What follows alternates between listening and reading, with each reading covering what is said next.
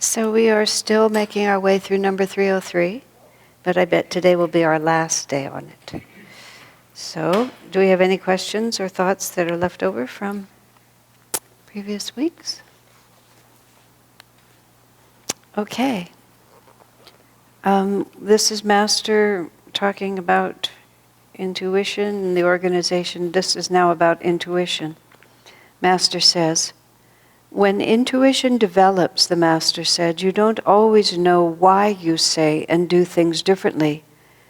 But when you are in that divine flow, you are in tune with truth, then everything goes as it should. The other day, he added, I invited some people to dinner. Come on Wednesday, I said to them. They replied, Thursday would be better. I didn't try to dissuade them, but as it happened, on Thursday it rained heavily. More and more, as one lived with Master, one learned to listen to even the nuances of his speech. For though he rarely insisted on anything, his mere hint, if one listened, was often a sufficient warning. There's several wonderful points in here. I don't remember when I was talking about this. I hope it wasn't already in here. But when he says, when intuition develops, you don't always know why you say things.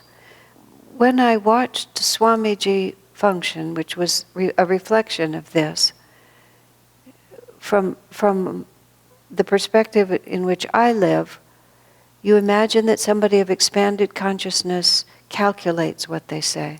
Because that's sort of how we do things. We figure things out. We figure sort of how this is going to work and that's going to work, and if I can do this, then that'll happen, and if I say that, and there's always just this sort of past, present, and future that we're working with. So when you see someone, and the way Swami talks about Master, and the way I watch Swami work, where he always seemed to be saying something that catalyzed the next event, or his response was exactly right, or a suggestion led to all these other things, the first explanation that the ordinary mind comes up with is that he's thinking it all through step by step. And that's where you lead to, that's where you develop these kind of Machiavellian ideas about anybody who's a strong leader is Machiavellian in the way he thinks things out. When Ananda was trying to incorporate as a California city, which is a project I worked on in the early 80s, and all of our immediate neighbors were quite upset about that effort, they basically decided if Swami Kriyananda was a strong leader, he was an abusive leader. It was like in their mind, strong meant abusive. And there was absolutely no way that I could disabuse them of that thought. If he had strength, then he was misusing it. They saw everything he did as all this plan, this sort of, and they had no idea how spontaneous his own remarks were and how surprised he sometimes was. Not surprised in the sense of incredulous, but just it would come to him and he would do it.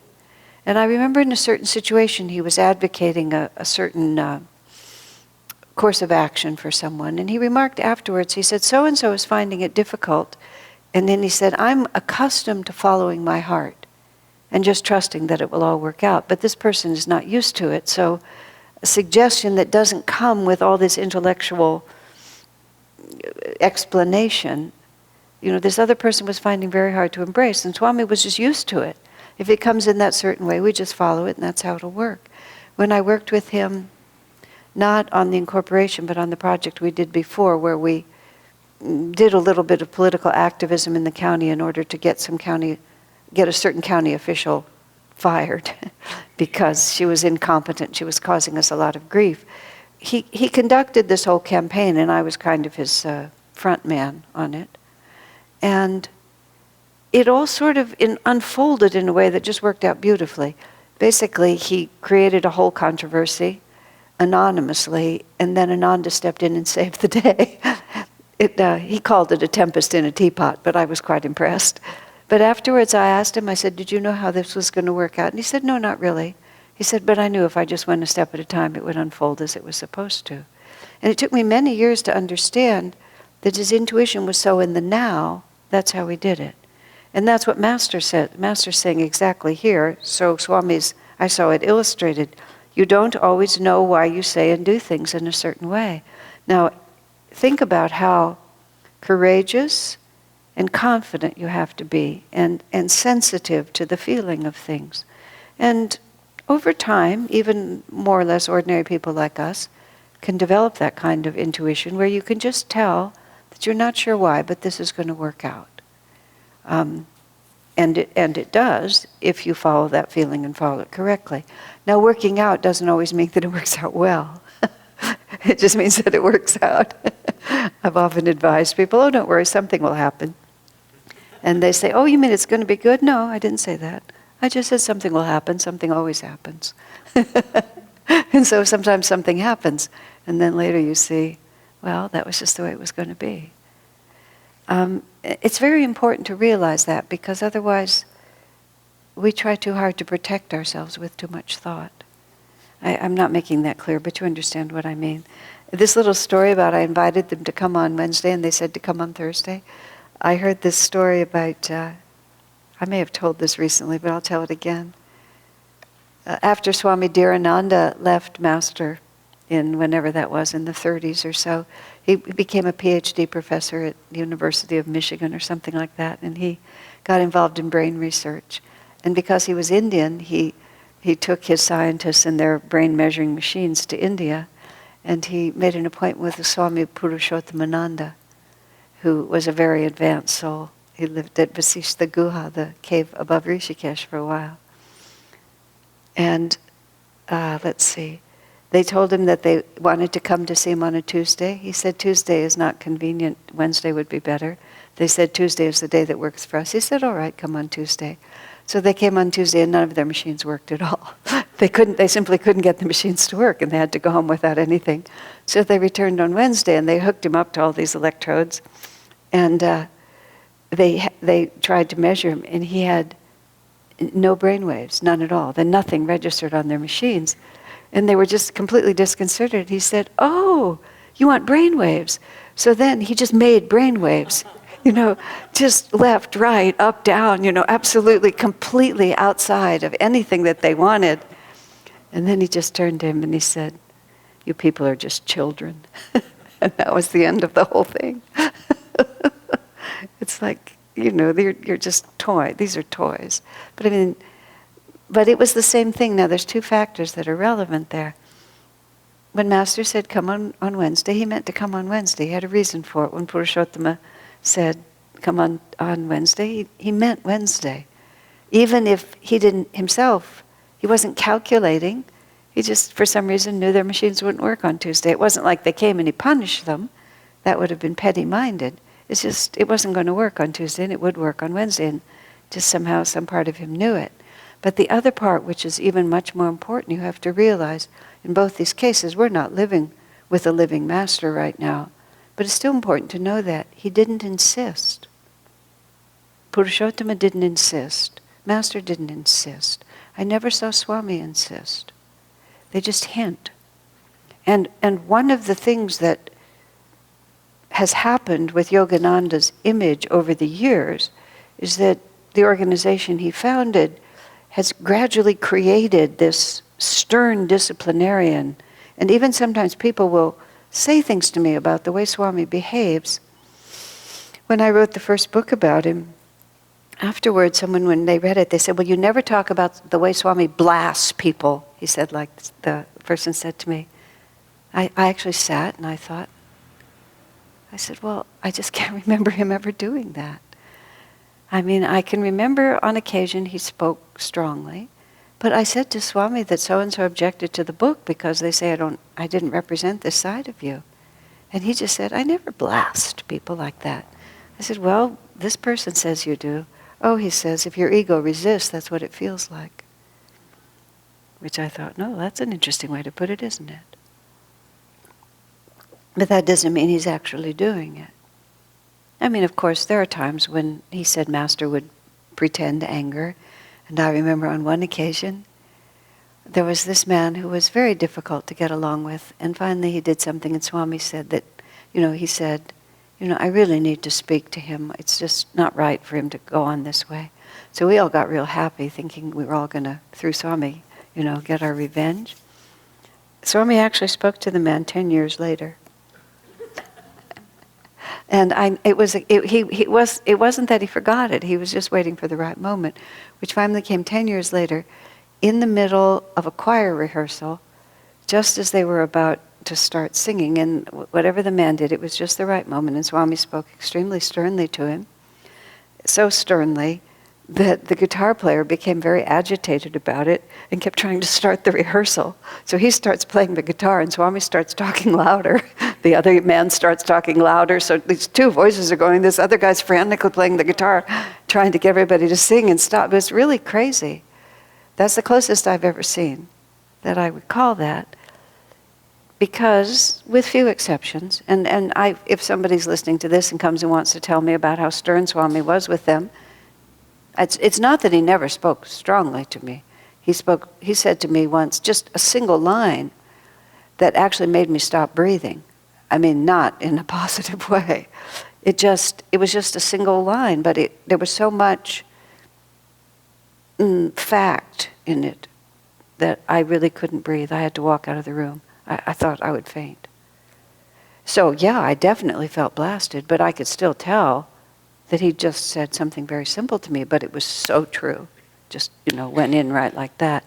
In another occasion, when Swami was sitting and speaking to me, he said something so forcefully that for many years, I remembered it as him standing up and reaching out to me, speaking like that.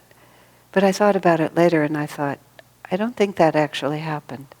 Because it just was completely uncharacteristic, but that's how it felt. I felt him coming at me. It was when I said I need to, this was like in 1971, I said, I think I need to improve my power of analysis. He said, no! That was when I felt he came out of his chair. And then very sweetly said, I think you need to develop devotion. But it was like, just erase that thought. That was the force I felt, was do not go that direction. I was just, if something is not working for you, you imagine if you do more of it, it'll work for you. That the only problem is I'm not doing enough of it. Everyone is like that. We just, whatever direction we're going, we just want to keep going, and it doesn't occur to us that the whole premise is wrong. I felt with that my feeling when that happened was he wanted to grab the whole thought and just expunge it from the ether. Just get rid of it. It's like the image that he came forward was, I think he just kind of reached out and just threw it away before it even had a chance to kind of land in the universe. My only excuse was I'd been there maybe 2 months. But I never forgot it. So the other point is that what a master does is a master does not compel you into a new way of behaving. We have this thought in our mind. We have a very external idea about change. And we have a very external idea that is, we want to mold our behavior, we want to discipline ourselves, we want to do these practices, we want to have these attitudes. And a great deal of it is, we're kind of at war with ourselves. And we think if I can just get myself to do this, then everything will be different. And so we picture this disciplinarian who, and we sort of want that. We want somebody to make us different. And so we project this, even this idea of a guru. We project this idea is that somebody's going to make us be different. And in a very strange way, we're actually looking for a shortcut in that. We're looking for someone who's going to make it happen for us. But a true master knows that he's not making anything happen. What he's doing actually is awakening he's awakening our own higher vibration so that our spontaneous reaction to life will be on a higher octave. And the very nature of that awakening cannot be created by a force imposed from the outside. It has to come from a natural realization. And for almost everyone, love works better, because what happens then is we're not afraid and we're inspired. And of course, somebody who loves you can also be stern with you And Swami has been stern. I would not, it would be unfair to say that he wasn't. But if he has to be too stern, that means he's having to persuade. And I never saw him try to persuade someone. That's the point that I really mean. If you were interested, he would respond. But if he had to argue with you and force you to understand and fight against your delusions, it just wasn't time. It just wasn't time, because if you got it that way, then you would just go find another reason to go around it. And even in Autobiography of a Yogi, and we think of Sri Yukteswar as having this very stern demeanor because of the stories that Master himself tells. But there's also that story about Kumar, the young man that Sri Yukteswar was so attached to.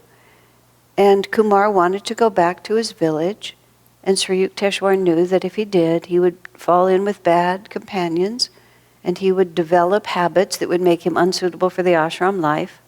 So Kumar was determined to go back into the village, and the autobiography says, despite the Master's gentle hints. I mean, his whole life, spiritual life was at stake. You would have imagined that Sri Yukteswar would have blasted him, don't go, don't be a fool. But he didn't, he just hinted. When Kumar ignored it, Sri Yukteswar let him go. Just like that. And that's really what it is, because if we don't open to it, then it's pointless. It's just very simply, it's pointless. Through the many years of living here and working with people, it's like you would like people to have certain attitudes sometimes, but if they don't, they don't. They just don't. And then you have to just start from where you are and think about how to educate or inspire. Swamiji said the mark of a true leader is not his ability to force people to go along with him. It's to change their consciousness so they understand what it is he's trying to accomplish. And when leadership breaks down, he said it's a breakdown of communication or consciousness. And sometimes it can't be overcome. But sometimes it can be by enough education and, it's all about, and when intentions are thwarted, I have to stop and think, well, we have to start over and find a place in which people understand that this is a good idea. If we're trying to raise money or get volunteers or whatever it might be, if people are not forthcoming, more sternness is not going to get them to be more forthcoming, or if it does, it's not going to help. Otherwise, what happens is what a woman told me when she was in a stricter monastery. She said, I saw who they wanted me to be, and I just became that person. But that's not transformation, that's hypocrisy. And what's the good of that? Masters know that just sooner or later you'll rebel against it. What Swami said somewhere else is, if I impose an attitude from the outside, it won't help people. So he wouldn't give advice. I wrote this in the book that will soon be published. His advice was often not as straightforward as it seemed, even when he would say something direct, because he was trying to bring us at times. At one point when I was trying to write and wasn't able to, he finally just said, well, this just isn't working, why don't you give it up? I said, no, I don't want to give it up. But he pushed me, and he was testing to see whether I really had embraced it as my own or whether I was just trying to do what he said. And it was actually interesting to me to hear me say that, because I had started it because he told me. But then when he gave me permission to quit, so to speak, I knew that wasn't what he really wanted. Or I knew that wasn't what I wanted. But I didn't know that until I suddenly had the choice. On another occasion, just of this sort of thing. At the very beginning of Palo Alto, of my tenure here in 1987, Swami Kriyananda wrote the Festival of Light, and then he wrote a commentary for the Bible and the Bhagavad Gita. It's the book. There's actually a longer and a shorter version, Rays of the One Light and Rays of the Same Light. I can't get confused.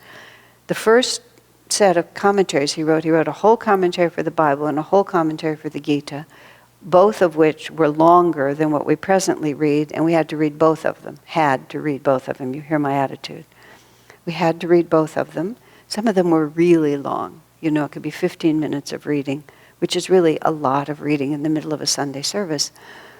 I was not the only one, but I was one of the most rebellious ones against those readings. The readings that weren't inherently bad, they were just too long. And there was this I was constantly sort of at war with Swami about those readings.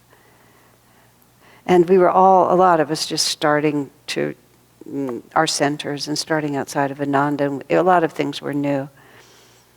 But my rebellion against them was pretty intense. And finally he was visiting us here in Palo Alto, and a number of other, he used to bring about 5 or 6 people. The main leaders from Ananda Village would usually come with him when he came here, and they would all meet in our house. It was kind of like an off-site meeting place where nobody had any responsibilities.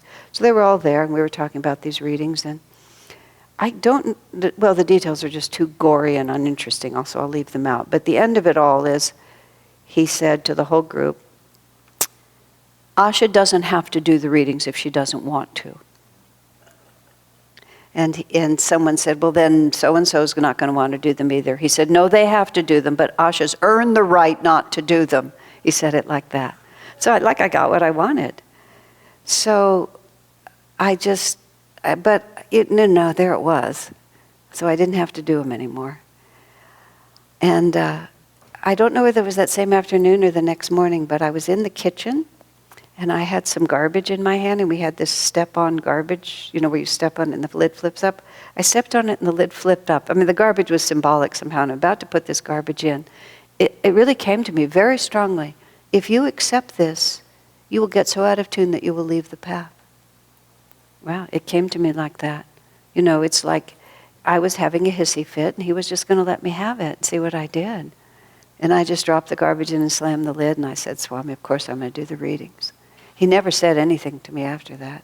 He never said, good girl, or anything like that, but it really was. It was like, are you going to cooperate with what I have in mind or not?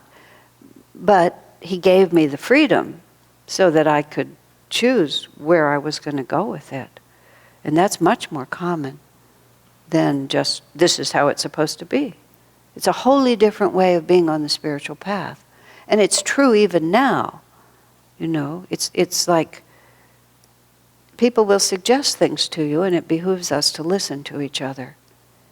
But, in the end, it has to be our own spontaneous feeling for a very simple reason. Otherwise, it won't last. Or you might even do it for several incarnations, but suppressed energy sooner or later finds a way to express itself. And usually if it's just suppressed, and suppressed means I still want it, I think it's good for me, but you've told me I can't have it, so now I can't have it, which is quite different than saying, I wish it weren't so, but I know it's the right thing, I have to do it. I mean, you can not like it. I don't like it a lot of time. I didn't enjoy the readings. They were too long. And about several years later, what happened was, in fact, he wrote the commentary on the Rubaiyat, and it was so beautiful and it was so new that we shifted over and we read the Rubaiyat for Sunday service. You all remember that. And then we finished a year of it, and then we did it all over again for a second year. Then we're approaching the end of the second year, and we're going to have to go back to those other readings. And what Swami describes, he said, there were just fax machines. We didn't have email then. He claims to have received a damp, tear-stained fax from me. He always spoke of the damp, tear-stained fax I got from Asha, pleading with me not to force those readings on her again. And so then he wrote the shorter one. And we were finally, and I got lots of accolades from my fellow devotees on that one. Because I was just the loudest mouth, but everybody thought they were too long. Okay, but all of that is, you get an opportunity. And what I also actually want you to understand, when Swami was alive, it was more dramatic, but it's still exactly the same. Because time and space and death are no obstacle to divine guidance if you're receptive.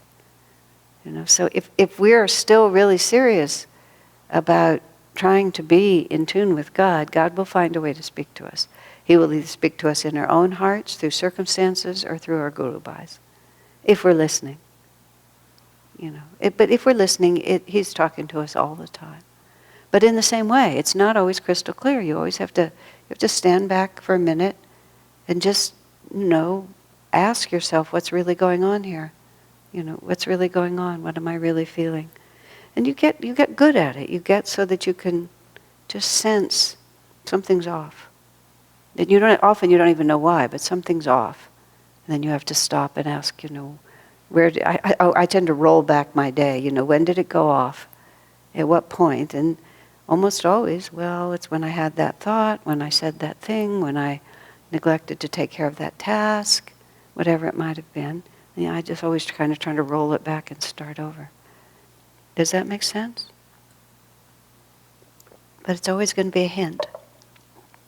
Well, sometimes not. Sometimes you literally get hit by a truck, but it's even then. Okay? Any comments or thoughts? Number 304. And when people talk to you about any spiritual master and make him really tough, toss a little grain of salt onto that. Because a true master loves you. Even if he's stern, what you actually receive is love and encouragement. In this book Swami said, the master was always encouraging. Even when he scolded us sternly, you always felt encouraged. Satan makes you feel discouraged. So whenever you feel discouraged, you know it's not God speaking to you. It's not a question whether the advice is right or wrong, but you're tuned into the wrong side whenever you feel discouraged. What would it serve the master to discourage us? To correct us, yes, but in such a way that we always feel, I can do it. He believes in me, I can do it.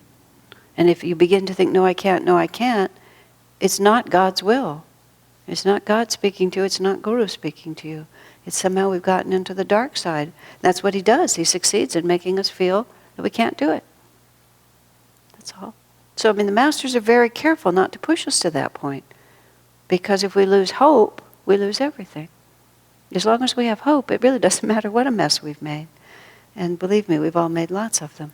But it doesn't make any difference as long as we know. I was talking to someone about reincarnation this morning, and she said to me, let me think how she put it.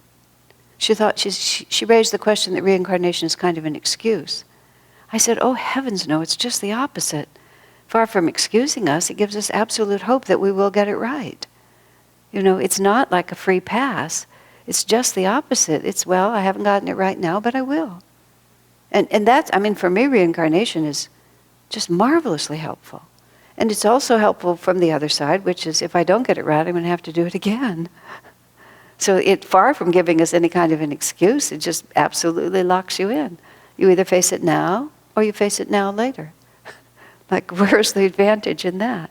And I'm not enjoying it now, so I suspect I won't enjoy it now later either. In fact, it's even worse because I have the memory of this one. But if I have messed up really big, I'll get another chance to fix it. Nothing is ever broken. It's just not finished. And really think about that. These things are so important because the greatest enemy on the spiritual path is discouragement, which tempts you to quit. Because if you don't quit, you will succeed. But if you quit, you will succeed, but you'll just suffer longer, which seems tiresome. Yeah. All right, 304. In this way, the Master said, one can develop intuition. After meditation, sit still for a long time, enjoying the inner peace. As you don't cook your food and then run off without eating it, but rather sit down and enjoy it, so also the meditation techniques help to prepare the mind, but after them sit quietly, enjoying the meal you've prepared. Many people meditate till they feel a touch of peace, but jump up then and leave their meditation for their activities. That's all right if you have important work waiting for you, for it is always better to meditate before any activity, that you may feel at least some peace as you work. Whenever possible, however, sit for a long time after your practice of the techniques. That is when the deepest enjoyment comes. Intuition is developed by continuously deepening that enjoyment, and later on, by holding on to its calm after effect. That's just a really beautiful, encouraging statement, isn't it? And of course, some days are better than others. But the more we can at least hold that in our mind, that just take the time to enjoy your meditation is partly what he's saying. Instead of always seeing our meditation as just a duty or a battle. I was speaking to someone who has a lot of trouble meditating, and I was just saying, the person was saying to me that despite everything, they know that God loves them and they love God. I said, well, make your meditation just sitting there contemplating that wonderful fact. Sometimes we don't make it too complicated. Just, isn't it nice that I live in a free country where I can just put the pictures of the masters out here? Isn't it nice that I've been brought to a teaching where I can have this relationship? The art of meditation, the art of the spiritual path, is to find a way that works for you. And instead of setting ourselves some kind of a goal that we're not able always to fulfill, Swami at one point, you set yourself a bottom line that you can always do. And then you always do that. And then when you're at ease about what you're doing, you often find it's a lot easier to add more. So this is the science is what you're supposed to do, but the techniques are, and the art is how to get yourself to do them. Just like that. And that's what real superconsciousness is to always think, oh, there's a solution here. If I'm too busy or too restless or too anxious, I find something that works. And the more we can just be, that when there's nothing happening at all, that's when the Spirit can come in and fill the space. So Master's always talking about this as a very important part of it. Yes? It not only will it help you get through it, but that very same attitude can help you go deeper. Yes, of course. Relaxation is everything. Yeah. It's all a mystery in a sense. I don't have any real good answers. I've gotten younger and younger. Somebody was quoting me Bob Dylan's song, but I was so much older then, I'm younger than that now. I had forgotten that song even though 100 years ago I knew it. But that's exactly true. It was a very, very poetically wise way to say it. Okay, number 305. A visitor who had read Autobiography of a Yogi, though he wasn't an SRF member, came to converse with the Master. I took notes at their meeting. May I ask, out of curiosity, the visitor said, why, although you call this a church of all religions, you place so much emphasis on the Christian religion? Actually, the Master replied, we place emphasis on two of the world's great religions, Christianity and Hinduism. We concentrate especially on the teachings rather than on the religions of Jesus Christ and of Krishna. Important distinction between the teachings and what became religion. I do so because this was the wish of Babaji. He and Jesus together sent this mission. They are the first in our line of gurus. The wish of them all was expressed to me by Babaji, particularly to interpret the Christian New Testament and the Hindu Bhagavad Gita, and thereby to demonstrate the essential oneness of the truths of both religions. And this is an extremely important understanding of what Master's mission really is and how it really develops. Some people, we have put in this temple the symbols of all these world religions, even though we reference very few of them except for Christianity and self-realization. It was a conscious decision to try to think of a way that we could immediately create a sense of universality when what you actually see when you come in is the altar with all the gurus on it. So it's hard for people to believe that this is a temple dedicated to the saints and sages of all religions when there's one line of gurus on the altar, and that we're not sectarian because we're disciples, we have a particular practice. So we had the thought in our minds that if we put the symbols of the religions, people would at least have to try to sort of figure out how all that went together.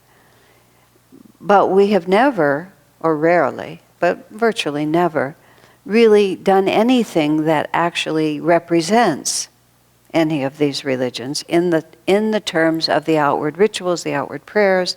We've had a few things more recently, But it's not at all part of our liturgy or part of our teaching, as it is in some places. They'll have services where this week they'll do Jewish prayers, and next week they'll do Native American rituals, and then the following week they'll do Buddhist things as an attempt, as an expression of the universality of it all. But what Master is showing is that the essential principles that became the religions are all the same. And once he proves that point with Hinduism and Christianity by emphasizing the teachings of Krishna and Jesus, which are considered to be the polar opposites, East and West, in the point of view, once you can show that the principles are the same, from that understanding you can extend out into all the religions that are based on Sanatana Dharma. Swami, at one point, this was when he was actually writing the book, The Revelations of Christ, and he had a friend who was an Episcopal priest. That man has since passed away from this planet, but the man was he became a little defensive at a certain point, and a little defensive of Christianity and a little defensive against self-realization, but Swami still sent the manuscript to him. And the man argued against Swami's generalizations. And Swami's answer was very interesting. He said, I do not generalize. He said, I describe the essence of something. And to describe the essential truth of something is quite different than a generalization. Because a generalization just kind of sweeps everything in. But when you get back and get the essential truth, you're standing at the point where everything can be understood. Swami made a very interesting comment once. He said, so often when he would lecture, people would tell him afterwards that he answered their questions, or they'd been just wondering about something, and what he said, was exactly to the point. And Swami's answer was very interesting. He said, the more central the truth, the more everybody finds a specific application for it. And he said it wasn't so much that he was answering their questions, is that what he was saying was the answer to all questions. And so whatever question had been in your mind, you suddenly felt like it was answered because you'd gone back to the core of it. So Jesus and Babaji, this is what Babaji wanted us to do. And Swami and Master's answer to that question is also interesting. This was the will of Babaji. It's like Master was saying, I'm not here on my own mission. This is a job I was given, and this is what they wanted me to do. He writes an autobiography of a yogi. Jesus and Babaji, as the spiritual figures of East and West, are very concerned about the direction of modern civilization, the sectarianism, the race hatred, the tendency toward violence, the religious bigotry, and they have planned the salvation of this age. Those are very, very strong words, and they're just stated there just like that. So when Babaji sends Master here, which is what we talk about every week in the Festival of Light, Jesus appeared to the great Master Babaji. The lights on the high altar of my church grow dim. We need to reawaken self-realization, inner communion, and thus a new ray of light descended to earth. This is how Master came. So Jesus appears to Babaji. Babaji initiates Lahiri. Lahiri trains Sri Yukteswar. Sri Yukteswar trains Master, and Master comes to America. And the whole lineage goes like that. And then so Master's here, and he's commissioned by Babaji to do this. He's not making it up. This is Jesus and Babaji together have planned the salvation of this age, and it is to overcome all of this sectarianism by showing the essential oneness. And it's sufficient to show it with Christianity and Krishna and Jesus, because once you understand that, then you can open any other scripture and you can see it's all the same. Judaism was a precursor of Christianity. Buddhism is an expression of Hinduism that just later broke off. Christianity was Judaism and then became Christianity when the Jews didn't want it. It was only after the Jews didn't want it that it became something else. The irony of early Christianity is it was the Jews persecuting the Christians, not the Christians persecuting the Jews. They just basically threw them out, and they didn't have anything to do, so they went off and did something else. The church religious history is very different than people's ideas. So, we let me think. I've had a very amusing moment here once when we did the Festival of Light, and one of the lines in the Festival of Light is, the chosen people have always been those of every race and nation who with deep love chose thee. And that, of course, is a direct reference to the Jewish tradition that the Jews are the chosen people. Now, there's a lot of corrections to a lot of Christianity in the Festival of Light as well. It escapes me right at the moment, but what is the only Son of God, and what does it mean to the descent of an avatar? I mean, there's a whole lot of corrections to basic Christian teachings. But on one Sunday morning, there was an Israeli here who was really offended, super offended by that. And so when I got outside, they I think it was a woman, she sort of stirred up her courage and came to me and just told me how offended she was by what I said. And this is one of these moments where intuition comes to you. Oh, I said, we're also offending the Hindus and the Christians, you just don't get the references. And she just looked so shocked. But then, what could she say? I said, it's all being corrected. It's all being reinterpreted in another way. People are so anxious to feel offended. And that was even partly the name of this question. You call yourself all religions, but you're just Judaism. You're just Christianity and Hinduism. And Master wasn't going to be offended. Partly, I think that's why he just said it was the will of Babaji. Which is, he was going to just cut through the whole argument. But once you get what any master is saying, you can read all scripture and understand it. And that's how Sri Yukteswar trained Yogananda. He spent a long time teaching him the key to scripture, and then said, they spend a long time studying a very little about the Gita. But then at a certain point, Sri Yukteswar says, well, now you understand scripture. And Master said after that, he could open any scripture and he could immediately understand it, because he stepped back into the essential. That's why Master said, self-realization has come to unite all religions. And Swami actually had a dispute with Dayamata, who was the president of Self-Realization Fellowship, because she seemed to interpret that to mean that the big mega church of the future would be Self-Realization Fellowship, which Swami found incomprehensible as an explanation. So he said he couldn't possibly have meant that. What he meant was that people will begin to understand that the principle behind all religions is the expansion of consciousness by raising the energy in the spine and becoming attuned to a higher reality. And then everyone will begin to read all scriptures and understand, they're all saying the same thing. The goal is the same. The outward practices are different, but the inner way of awakening, Swami eventually called it, has to be the same. And then why would you fight?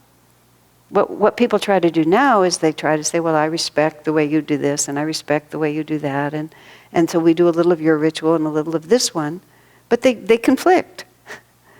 They just aren't the same. But if you realize, interiorize your consciousness, raise your consciousness, attune yourself to the infinite, free yourself from attachment of this world, distance yourself from egoic involvement, open your heart in love and compassion, that's what it's all about. That's what everybody's doing. And then we'll find, just like I was saying, you can't suppress yourself. We can't create peace in this world by telling people to be nice, because it won't work. We have to change people's consciousness so that they see unity and they understand from inside where my happiness comes from. Otherwise, you push it down over here and it pops up over here. We live in crazy times. But thank you, we have an answer. All right, any comments or questions? So then the same visitor. His visitor had, of course, implied something more also. Why didn't the Master teach all religions? On other occasions, Master answered this question also, that perhaps on the occasion I've described, he didn't feel inspired to go more deeply into the matter with this particular person. There must have been a certain challenge in the question. To complete his meaning, therefore, I should explain that he said also that his mission was to show the essence of all religions. Swami's going to now explain what I just said. He's going to say it better. It was never his purpose to compare various scriptural passages intellectually in order to show their similarity. In other words, he did not teach syncretism. Syncretism is a Catholic concept, or the Catholics use it, where it means you take a little of this religion and a little of that one and you put it all together. The Bishop of Assisi decided that we were syncretists, which was not a compliment, because he read our Festival of Light and saw that there was a little bit from here and there, and that's just utterly unacceptable to them. It's not, as I said, a compliment. That would have meant merely skimming the surface of truth to be a syncretist. His mission, and that of our line of gurus, was to show the essential oneness of truth itself. That's the right point. If a religion is saying that they will expand your consciousness to infinity, there can't be more than one of those. The Buddhists can't go to one infinity and the Jews to another. Everybody has to go to the same one. So it's the truth itself, it's the principle itself that has to lead to the same place. It is at their deepest level that all religions are one. For this purpose, it sufficed to show the oneness of only two of the great world religions. Outwardly, Hinduism and Christianity are very different, yet both have produced saints of high spiritual attainment. To know God is the eternal need of mankind. All people need to understand their need for personal, direct communion with God. Self-realization, the Master predicted, will someday be recognized as the essential truth of every religion in the world. His prediction referred not to his organization, Self-Realization Fellowship, except insofar as that organization promoted this ideal. What he was referring to was the eternal principle itself of self-realization. This principle is destined in the present Dwapara Yuga to become accepted everywhere. The true purpose of religion, regardless of its diverse dogmas and credos, is union with God, the eternal self pervading the whole universe. In another place, Swamiji gives special respect and reverence to Hinduism as the only religion that has maintained the principle of moksha, which is absolute final self-realization. The Buddhists go to nirvana. I don't think the Jews really go anywhere. And the Christians consider it blasphemous to imagine that you could be one with Christ. Even though Jesus said, "Be ye therefore perfect, as our Father in heaven is perfect." But the Hindu tradition holds that thought of absolute transcendence. And among other reasons, that's why India remains, as Swami sometimes calls it, the guru of the world, because all the other cultural traditions have brought that down to the point where we don't understand anymore. And you see, it changes everything, completely changes your relationship to this world too, and it makes everything you do in the world for a different purpose. It becomes a means to an end. It doesn't absolve you in any way from the necessity to apply ourselves with tremendous discipline, commitment, but it makes the rules of engagement entirely different. So it's very important. So let's take a little bit of a break and then we'll come back from there. All right. Any comments or thoughts before we continue onward? During the break I was asked the question, which is an interesting question, if Swami's intuition was always right, and if Swami ever changed his mind. And I was sort of just going through that just a little bit. Swamiji said that Master often changed his mind. I mean, not randomly, not whimsically, but Master was quite willing to change his mind. The phrase Swami used was, even if a person is infallible, it doesn't mean that their first comment is their last comment. It can be a starting point. And it's not like it's the same thing as intuition is not this calculated thing that needs to be imposed. It's just, this is what seems right and this is what I say. He said when Master was presented with new information or a new perspective, he would listen attentively and change. I often saw Swami change his mind. He was emphatic about those readings, and then later on he just simply did it differently. And on many occasions, Swami would bring something up, and he would see that people were not able to meet it. And so he would not insist, or he would come up with an alternate plan, or so on like that. Also, a person like Swamiji who was in a leadership role and was defining Master's mission for a long time to come, it wasn't always so important that everything that he suggested actually got fulfilled. Partly what he was doing is just what Master did, is just suggesting possibilities. Now, often Swamiji, when he would be trying to think about what to do about something, he would think if Master ever spoke about it, if Master ever, spoke in an approving way about it. Just recently, Swamiji edited Master's book, Whispers from Eternity, and he did that in the early 2000s.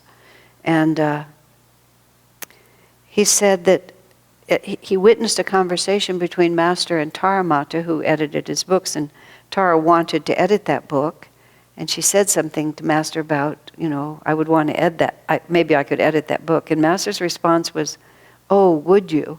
Like that. And Swami said, in retrospect, he felt that he didn't really want her to edit it, because when she did, she ruined it. She completely ruined it because she didn't have any feeling for it. But when Swamiji felt, many, many years later, like 40 years later, the inspiration that he should edit it, he remembered that Master had been open to it being edited. And he felt that conversation had taken place for his benefit, Swami's benefit, because their Master had shown that, yes, it could be done. He didn't want Tara to do it, but he wanted Swami to do it, and that was the rather circuitous way of planting the thought into his mind. So when you say, was the intuition always right, that doesn't mean it was always fulfilled. And I mean, I remember in a particular minister's meeting, when Swami would have us come from our various centers and we'd have a few days gathering, he really wanted us, or it might have been what we called the Yoga Fellowship then, which was like life members of the Sevaka order now. He talked to us about the importance of building a temple at Ananda village. I believe it was 1980, maybe it was 1986, but it was somewhere in there, 89, 86. And he got us all quite enthusiastic and talked about this temple and what it would do and various things. And then over lunch, people talked to him about how much money it would cost and how much money we didn't have and how much debt we were already carrying. Then he came back after lunch and told the whole group about the objections that had been raised. And I didn't realize until I was reviewing all this to write the book I just finished, what I think actually was going on there. Because he wanted to say, no, he wanted us to say, we can do it, we can do it. And we said, I think that you're right, I think it would be really, really hard. And we just collapsed, just completely collapsed in the face of those obstacles. And so Swami suggested, well, maybe instead we could build a small chapel. He saw that we couldn't do it. But if we had been able to rise to what he was offering, then maybe we could. Now, 30 years later, we're actually doing it. And who can say what was right and what was wrong? But there it was. He put the thought, how important it was. Maybe he knew it would take 30 years before we could manifest it. Maybe we all just flunked a great big spiritual test at that time. It's hard to say. And also, for an intuition to be right doesn't mean that it has to manifest. It just means that it's the right thing to say right now. And that also, right, is a very relative word.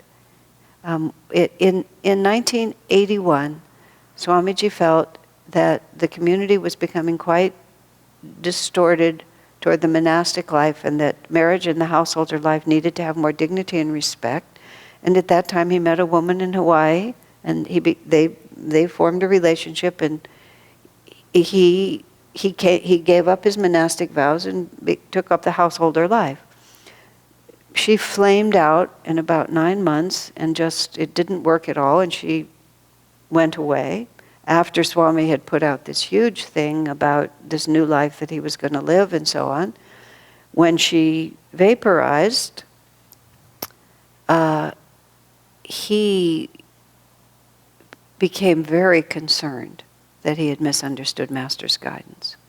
I was saying to Sharmila, I can't remember any other instance when his confidence and his intuition was so undermined as it was right then, and he just withdrew really far for quite a few weeks.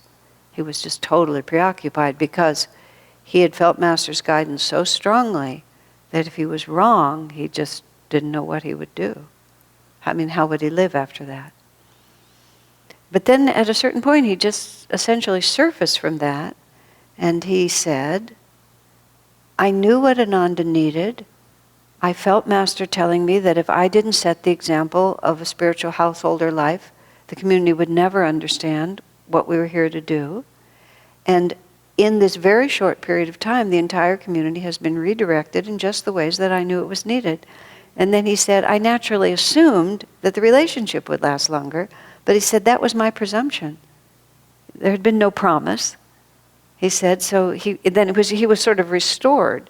It was like he had heard correctly, he just extrapolated one step that there was no particular guidance for. So it's like, it's very subtle. That's why whenever I try to teach people about intuitive guidance, I said, well, if everything works out right, that could mean that your guidance is right. And if absolutely nothing works out, that means your guidance might be right. There's just no way to know. You can't judge it from anything that shows. You can only judge it from what it does for your consciousness. And it's very, very subtle. And we just have to keep working with it, and we have to be quite unafraid to fail. The other example of intuition is Swami Kriyananda was expelled from Self-Realization Fellowship in 1962. It came about as a result of an effort he made in New Delhi when he was in charge of SRF's work, YSS, in India. And with Dayamata's permission, he decided that he would try to build a temple in New Delhi, dedicated to Master, with the belief at that time, and this was just like a decade after Indian independence, and the entire country revolved around the capital, which was New Delhi. And if he felt if there was a big temple to Master in New Delhi, the whole country, it would change everything about SRF's work there.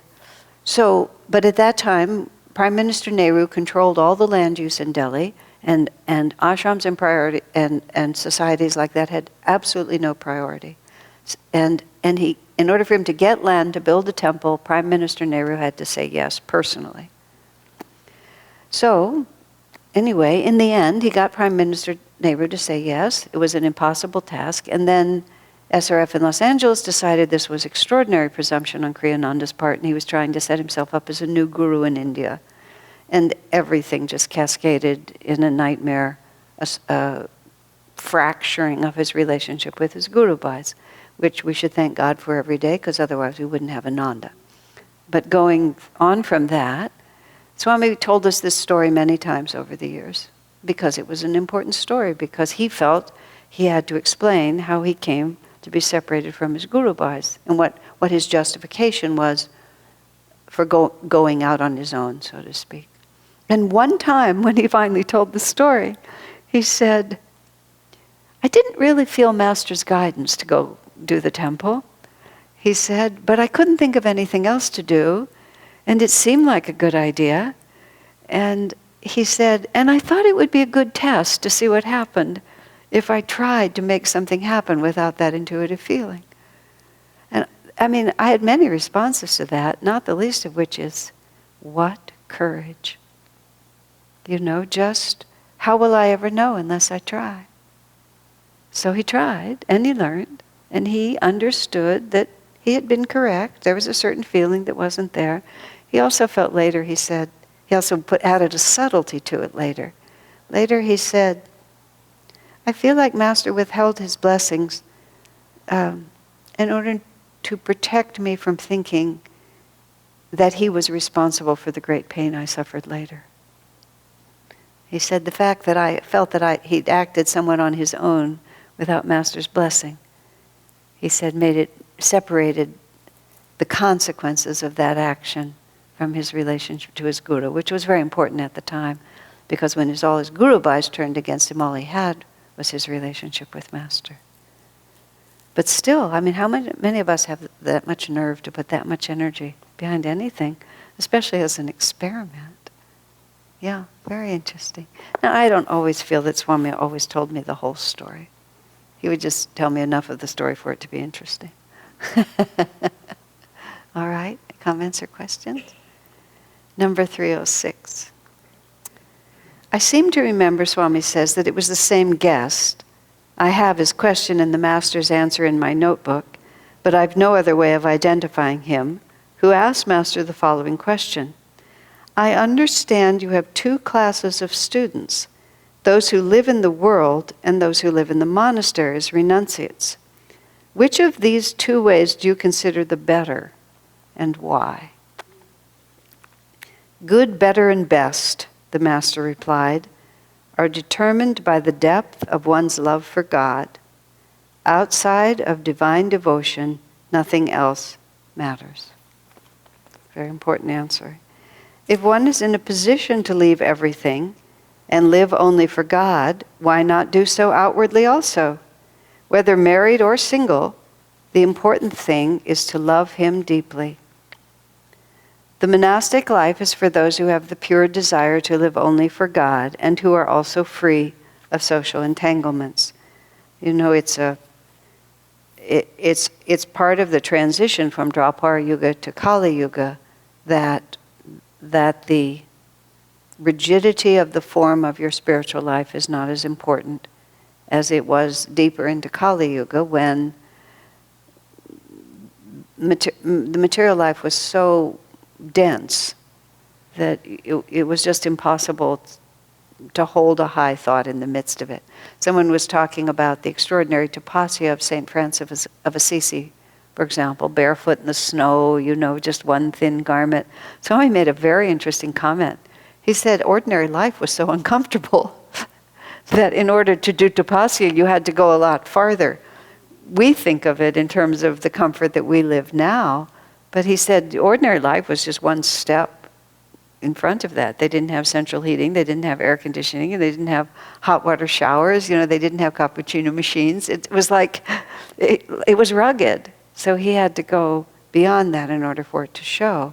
And also there was, as I understand, you know, in earlier times, there was just a greater need to repudiate the heaviness of matter and draw the lines that you would decide. The life of women was extremely confined, you know, with endless pregnancies and no capacity to make your own decisions. You know, your father or your husband or your brothers ruled your life to a very large extent. And for women, if they really didn't want to just, you know, go down that road of among other things, childbearing, which was just utterly consuming, they just had to repudiate it all. It was very difficult to live in the midst of all of that and really even just have any time for God, what to speak of the ability to live above it. I mean, women could be pregnant all the time.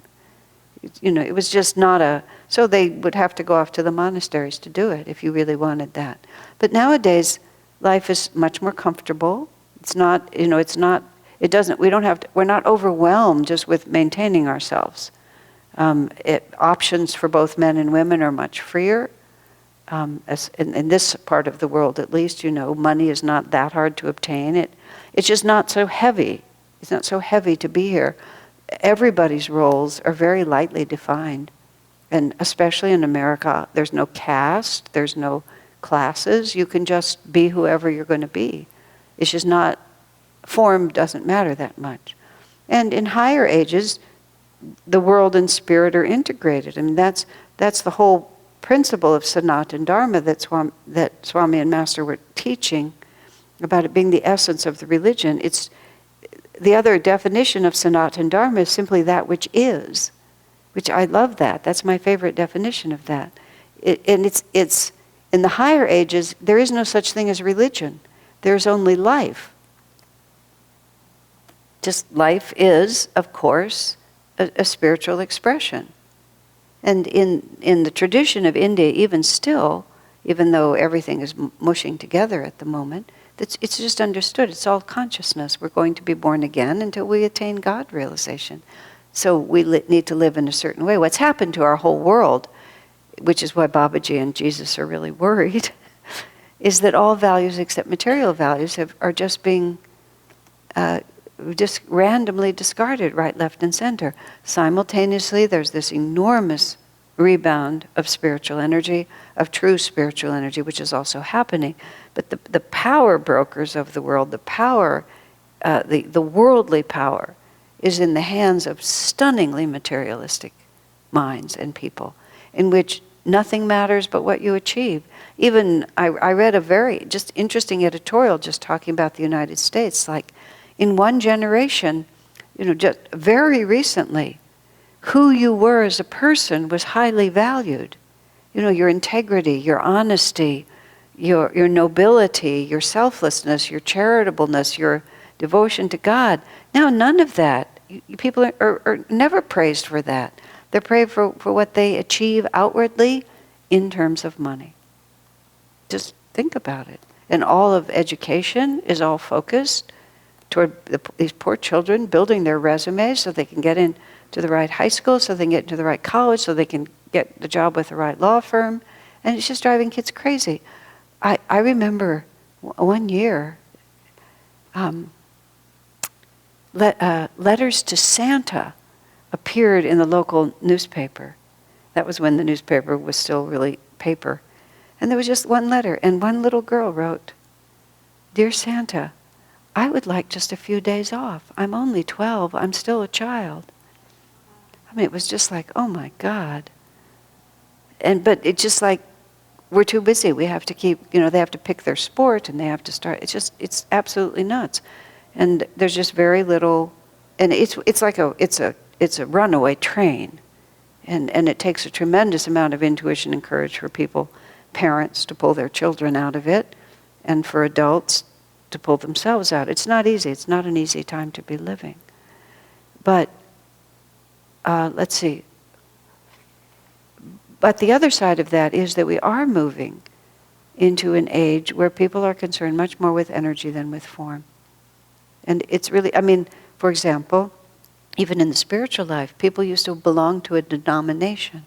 You were a Lutheran or a Methodist, you'd go to a new city and you'd join the Methodist church, you'd join this church. And now people go, if they go to church at all, they go where they feel inspired. And people will go around looking for a church that inspires them, and they don't care what it's named if they go to church at all, which most people don't. But it's just like the YMCA, Young Men's Christian Association. That's what YMCA means. They're open on Easter Sunday morning, from 9 to 1. It's like, wow, when did that happen? And all the children's soccer games and everything. It's like Sunday morning, at least when I was a child, used to at least be respected. Now it's just presumed. Of course, you can bring your kids to soccer at 9 a.m. on Sunday. What else would you be doing? Now, one thinks of that as bad, but it isn't really. It's that rigidity of form is breaking down, and so far nothing better has replaced it. We're in it. We've lost one, and we haven't really gotten the magnetism of the other. But overall, in the end, it'll be better, because there was a lot of hypocrisy going on. Garrison Keillor, his marvelous comedian's truth, he said, sitting in a church, thinking that you can sit in a church and become a Christian, that sitting in a church will make you into a Christian, is like sitting in your garage and expecting to become an automobile.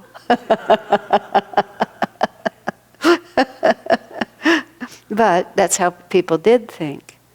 And so therefore, if you were a monk, you were spiritual, and if a householder, you weren't. If you were really serious, you would be a monk. And so this man said, you have two kinds of students, don't you? Some live in the world and some are in the monastery. Which is better? Good, better, best, Master said, how much you love God. And that's what we have to say to ourselves too, because we might not be choosing between householder and monastic or whatever it might be, but we're choosing between 1,000 different things. Good, better, best. The only thing that matters is how much you love God. In the end, that's all that they ask. Think of your life review. Did you meet all your deadlines? Did you, get the promotion? Did you get the house built? Who cares? What was the joke? They say in heaven the streets are paved with gold. So the angels, when some rich man tries to get into heaven carrying all these bars of gold, one of the angels says to the other, why would he bring pavement up here? It's just so silly, but you see the perspective on it. Well, any comments or questions before we call it a night? All right. So, that's it.